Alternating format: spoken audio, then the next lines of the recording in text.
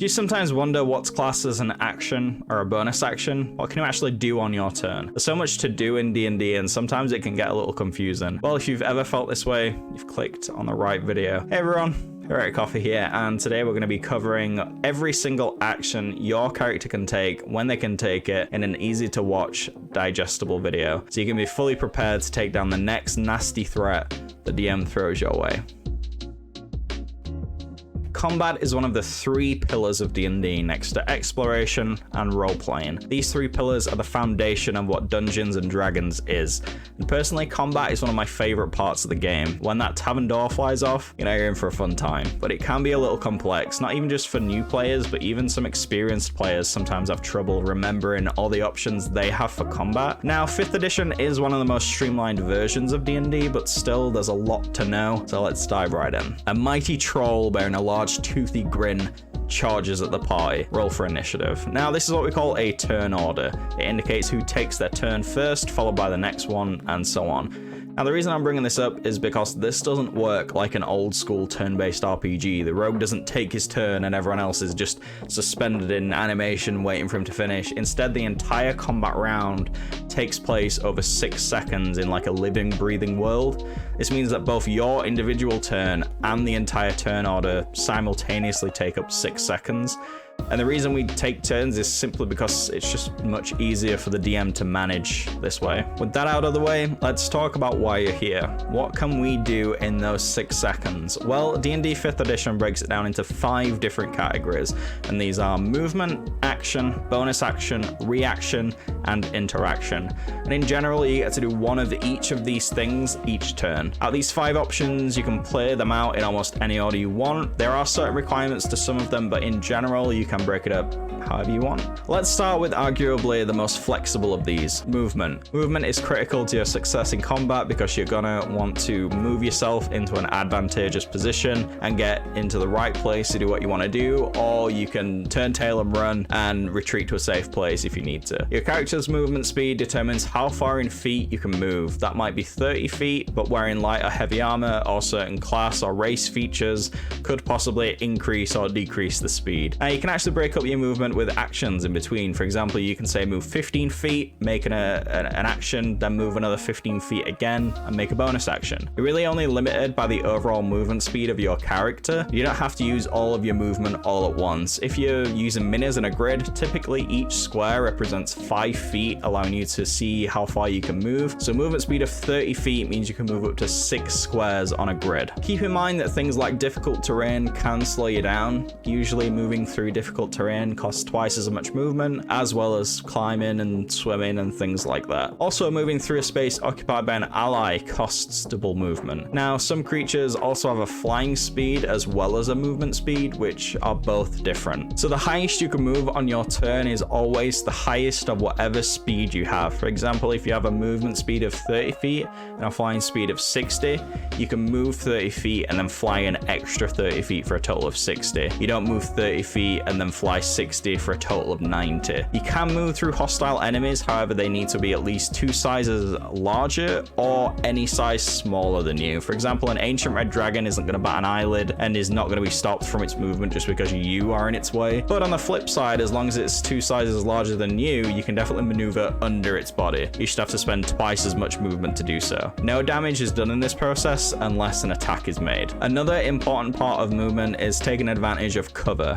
Trees, rocks, buildings, there can be so many things for you to strategically move around, and even if you're not going to actually hide, and we'll talk more about the hide action later, but you just want to protect yourself, a cool thing you can do is just drop prone. You know, there's some archers and you don't really know what to do, drop prone. It doesn't cost any movement, but standing back up from prone does cost half your movement. The next thing we're going to be discussing, and probably one of the most fun things that you're going to be doing on your turn, is your action. Now you only get one action and unless an ability says otherwise, like action surge, generally speaking, 1 action per turn. Actions are really diverse. You get vastly different options depending on your class. A barbarian is going to use that action vastly different than, say, a druid, and your race and class may even give you more options for what you can do. The most common action by far is the attack action, which a lot of melee classes go to, and it's generally what you're going to be using to deal the most damage. Now, many classes like fighters and paladins eventually gain an ability called extra attack. This means that when you make the attack action, you can make more than one individual strike, and this means you can make those attacks at different targets. So if I'm a fighter, I move 15 feet, attack an orc, I can move another 15 feet and attack another orc. Now, the extra attack action isn't the same as being able to make an extra action. There's very few abilities that give you the power to take a full-on extra action, but extra attack is not one of these features. You just get a second hit with your regular action. What are some of the other actions? Well, for you spellcasters out there that aren't interested in fighting with weapons, the main thing you're going to be using is cast a spell action. Most combat useful spells take 1 action to cast, and they'll take your whole turn up probably, so you're not really going to be doing any other attacks after that. There's also a lot of movement related actions, the most common being the dash action, which doubles your movement speed.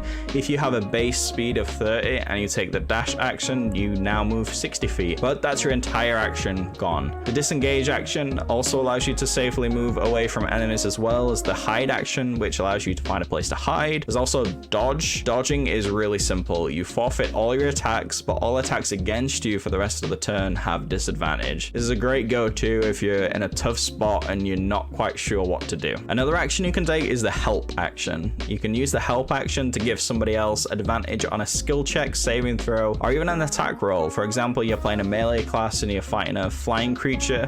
You might want to consider helping your ranger who has a clean shot on the target, because now they're going to have advantage on their attacks. We talked earlier about your turn being 6 seconds long, so when you're imagining your turn, try to imagine it being around 6 seconds. Also, get a little creative and wacky with it. Try to think outside the box. That's what this video is for, teaching you the rules so you can break them.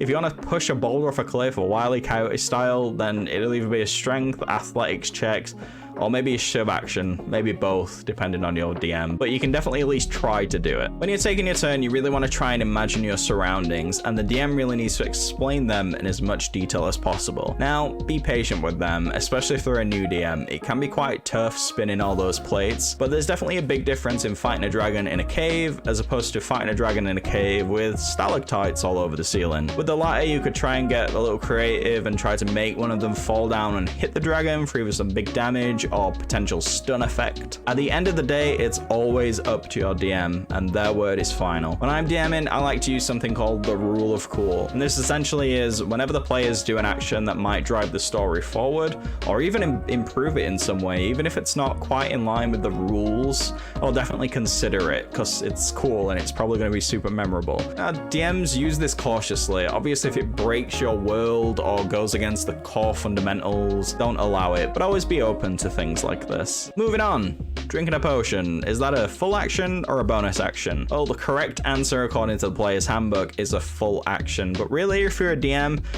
it's whatever you want it to be. Personally, I house rule it in my game, so drinking a potion is a bonus action, but administering that potion to someone else requires a full action. Other than taking your action to do things in combat, you also have a bonus action. Now, you only get 1 per turn, and you can only take a bonus action when an ability, spell, or other class feature specifically allows you to do so. Some classes are going to have a whole bunch of bonus actions, and other classes not so much. A cool thing you can do regardless of class is if you're dual wielding melee weapons, you take the attack action, you can use your bonus action to follow that up with another attack with your offhand weapon. Now, you don't add your ability modifier to the damage for this attack, but it's still pretty cool to know. Another thing we can do that can happen both on your turn and outside your turn is the reaction. The most common reaction in D&D is the opportunity attack. This happens when a creature moves outside of melee reach of a foe, and then that creature can then spend their action to make a free attack against the other creature. This can happen once per turn per creature. There are also certain spells that are reaction based too, shields, counter spells. The reaction refreshes not at the start of the combat round, but at the start of your personal next turn. And the final thing that you can do on your turn is the interaction. This is the one that you want to use to interact with your environment. These are things that are smaller than actions or bonus actions, so opening, closing a door, grabbing a lever, flicking a switch. You can also speak during your turn. I'm a big fan of trying to defuse a situation. Not all combat encounters need to end in bloodshed, just most of them. But be mindful about speaking during other people's turns. Everybody gets a turn for them to do whatever they want. They can speak whatever they want. You shouldn't really be suggesting things for other people to do during their turns.